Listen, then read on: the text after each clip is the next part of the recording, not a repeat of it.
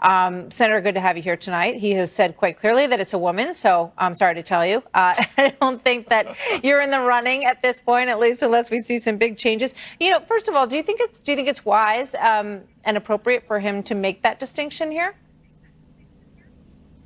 Yeah, Martha, I think the president has many capable female candidates on the list that he's released in the past, and I suspect he'll choose one this week and send it forward to the United States Senate. That's what he campaigned on doing in 2016, and we will process that nominee without delay. We did that not only in 2016, but in 2018, too, when there couldn't have been a clearer referendum just 1 month after the Brett Kavanaugh vote. 4 Democratic senators voted against him. They lost their reelection. 1 voted for him and won. So the American people returned a Republican majority to the Senate to do exactly what we intend to do, which is confirm the president's eventual nominee. But what about timing? When you look at the timeframes that we just mentioned, it is very close until the election. So what if there's a scenario where President Trump loses, and would then a nominee be pushed through in the lame duck session?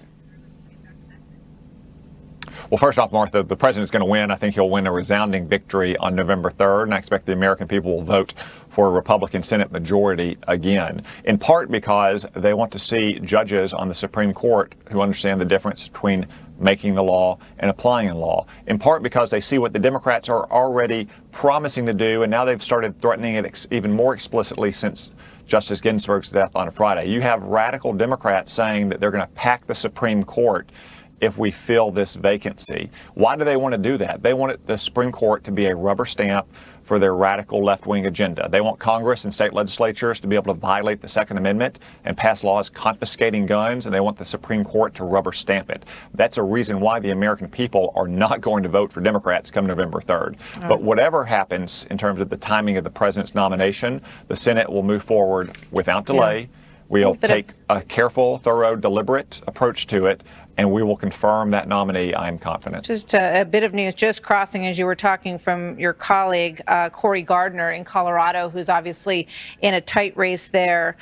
He is essentially saying, he says, when a president exercises constitutional authority to nominate a judge for the Supreme Court vacancy, the Senate must decide how to best fulfill its constitutional duty of advice and consent.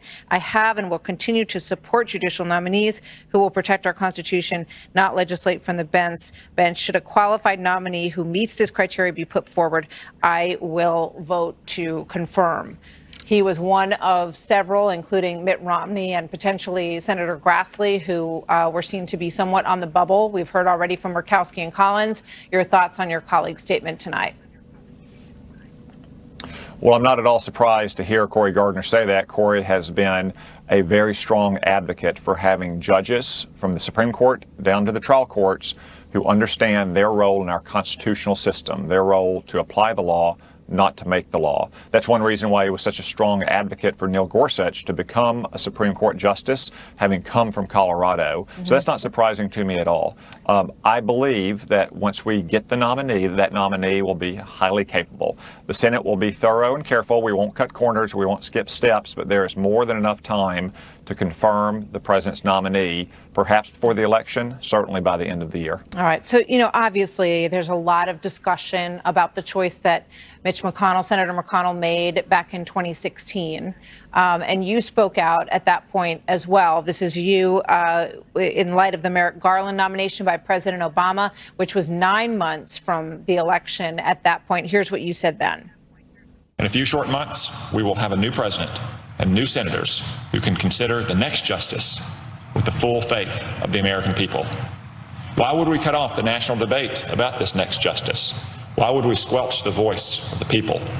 Why would we deny the voters a chance to weigh in on the makeup of the Supreme Court? So what do you say about that now? And, you look back at that time, and it is the Senate's constitutional duty to advise and consent. And even that part of the duty of the Senate was not carried out at that point for Merrick Garland. So, Martha, remember in 2014, we had an election in which we won a smashing victory, a large majority, delivered in part to put the brakes on the Obama agenda for the final 2 years of the Obama presidency. So it shouldn't be a surprise that when a Democratic president submitted a Supreme Court justice, the Republican Senate did not want to confirm that justice. That's exactly how we exercise our advice and consent role. But why not take it to the vote? Nor should anyone. Well, nor should anyone be surprised, Martha, that with a Republican president and a Republican Senate, that we plan to move forward to confirm exactly the common nominee that we promised in 2018. Remember, we could not have had a clearer referendum with the voters in 2018, just 1 month after the Brett Kavanaugh confirmation. We promised that we would continue to confirm the president's highly capable judicial nominees, and that's exactly what we're going to do. Well, a lot of people look back at that and they look at the statements that were made by some of your colleagues, Lindsey Graham and others, who basically said, if this were to happen close to the election, we would not move forward. We would wait until after the election. So, it's going to be up to the voters to decide how they feel about all of that. We just, sort of lay it down for the record here. Here is Joe Biden appealing to GOP senators on the Supreme Court confirmation in Philadelphia yesterday. Here's what he said. I appeal to those few Senate Republicans, the handful who really will decide what happens. Please follow your conscience. The last thing we need is to add a constitutional crisis that plunges us deeper into the abyss, deeper into the darkness. So your reaction to what he said and how wobbly do you think, for lack of a better word, some senators might be in this process on your side? Well, Joe Biden and the Democrats can spare their crocodile tears. Look, we know what they really think. Joe Biden said in 2016 that a Senate held by the opposition party should vote on a president's nominee. So certainly he thinks that a Senate with the same party as the White House should vote on a president's nominee. He's just upset that it's the Republican Party, not the Democratic Party. But in the meantime, Joe Biden supporters are out rioting and protesting on private homes like Lindsey Graham's and Tom Tillis's and Mitch McConnell's over the weekend because they want to take this out of the constitutional process.